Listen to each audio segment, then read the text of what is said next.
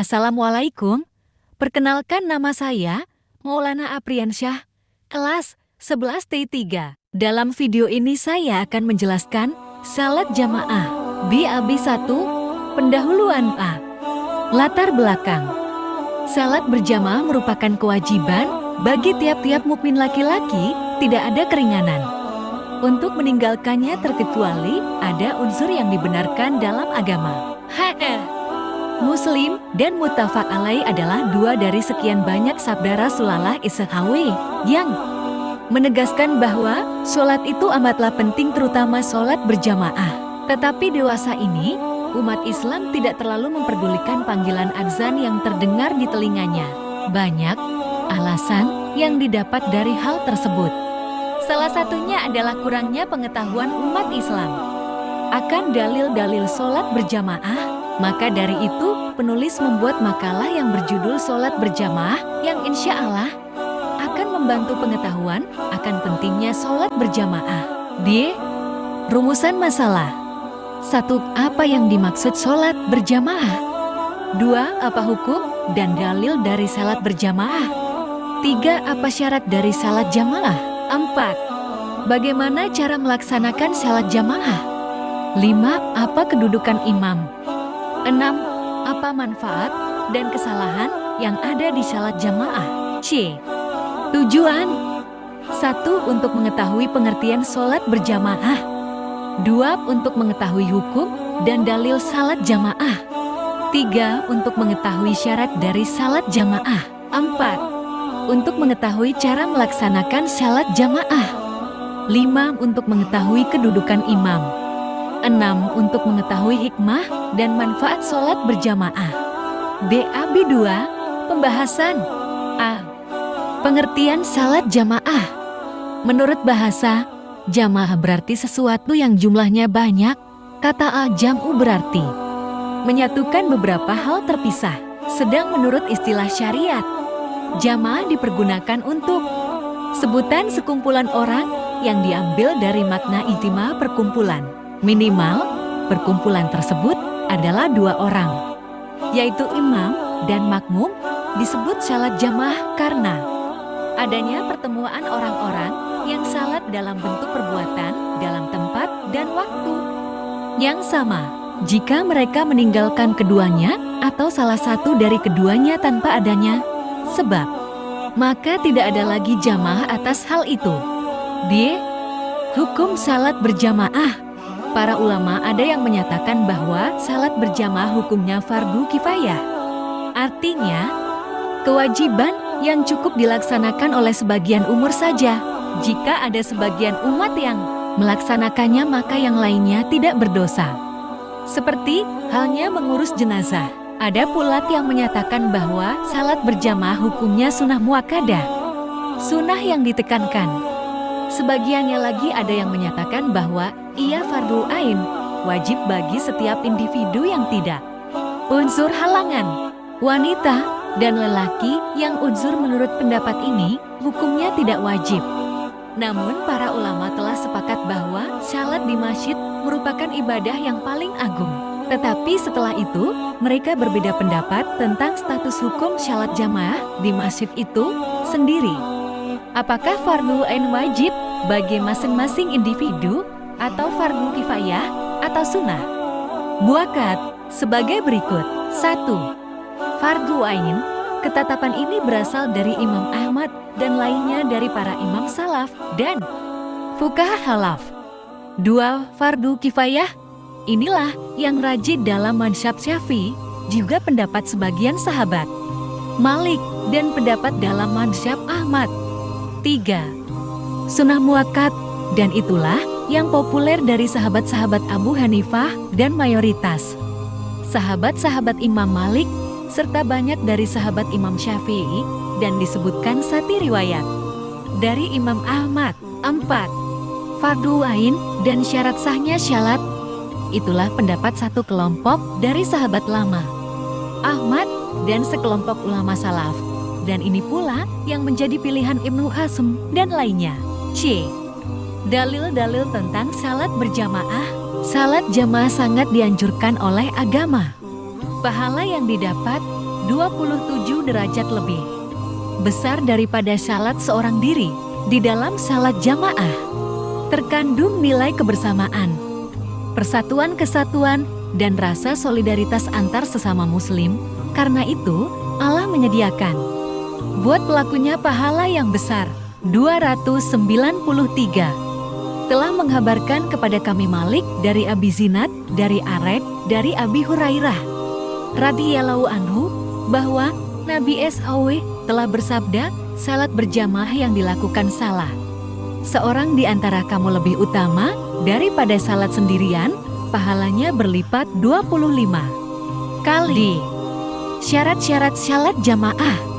Untuk melaksanakan salat berjamaah, ada beberapa syarat yang harus diketahui di antaranya. 1. Mengetahui semua gerakan imam. 2. Harus niat menjadi makmum. 3. Tidak berdiri lebih depan dari imam. 4. Tidak mendahului gerakan rukun fili imam. 5. Salat makmum harus sama dengan salat imam dalam hal niat waktu salat. 6. Jarak antara imam dan makmum atau antara makmum dengan baris makmum yang terakhir tidak boleh lebih dari 300 hasta. 7. Tidak ada dinding yang memisahkan antara imam dan makmum kecuali bagi makmum perempuan dengan syarat ada seorang atau lebih dari mereka yang dapat melihat semua gerakan imam. Salat-salat yang boleh berjamaah. Salat-salat yang boleh dilakukan secara berjamaah adalah semua salat wajib. Sedangkan salat-salat sunnah hanya beberapa saja, di antaranya 1. Salat hari raya Lebaran Idul Fitri dan Lebaran Kurban. 2. Salat tarawih. 3. Salat witir. 4. Salat gerhana. 5. Salat istisqa. 6. Salat jenazah. Adapun salat sunnah yang lainnya, terdapat perbedaan dari para ulama. Cara melaksanakan salat jamaah.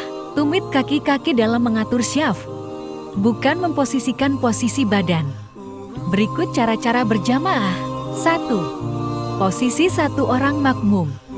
Dalam hal ini, berarti salat berjamaah dilakukan oleh 2 orang, maka makmum harus berada di samping kanan imam dengan posisi ujung jari-jari kaki, makmum bertepatan dengan ujung tumit imam. 2. Posisi 2 orang makmum. Jika datang 1 orang makmum lainnya, maka berdiri di samping kiri imam, sejajar dengan makmum sebelah kanan, dan tidak ada peraturan mundur jika hanya 2 makmum. 3. Posisi 3 orang makmum. Jika datang makmum ketiga, maka berdirilah tepat di belakang imam dengan jarak disesuaikan kebutuhan tempat untuk sujud. Kemudian kedua makmum pertama harus mundur hingga sejajar dengan makmum ketiga, walaupun tanpa ada isyarat dari makmum ketiga. 4. Posisi lebih dari 3 makmum. Jika datang makmum berikutnya, maka diutamakan agar berdiri sebelah kanan hingga penuh, baru kemudian memenuhi sebelah kiri.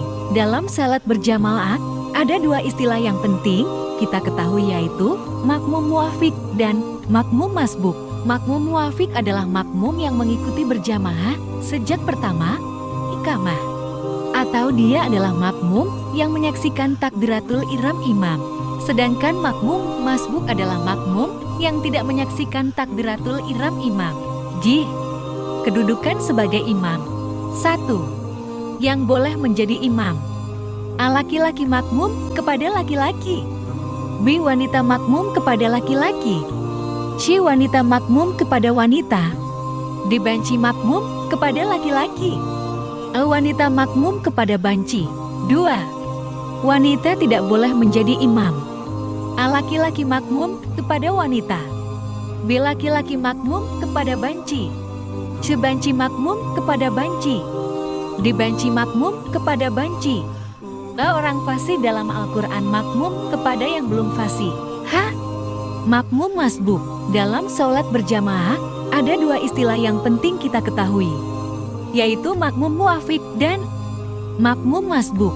Makmum muwafiq adalah makmum yang mengikuti berjamaah sejak pertama iqamah, atau Makmum yang menyaksikan takbiratul ihram imam, sedangkan makmum masbuk adalah makmum yang tidak menyaksikan takbiratul ihram imam.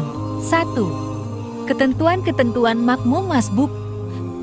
Dibanding dengan makmum muafiq, makmum masbuk memiliki ketentuan sendiri di antaranya. Sebagai berikut, A. Tidak wajib menyelesaikan bacaan surat Al-Fatihah jika imam sudah rukuk. Karena jika dia menyelesaikan bacaannya hingga imam bangun dari rukuk, maka dia tertinggal rakaat tersebut.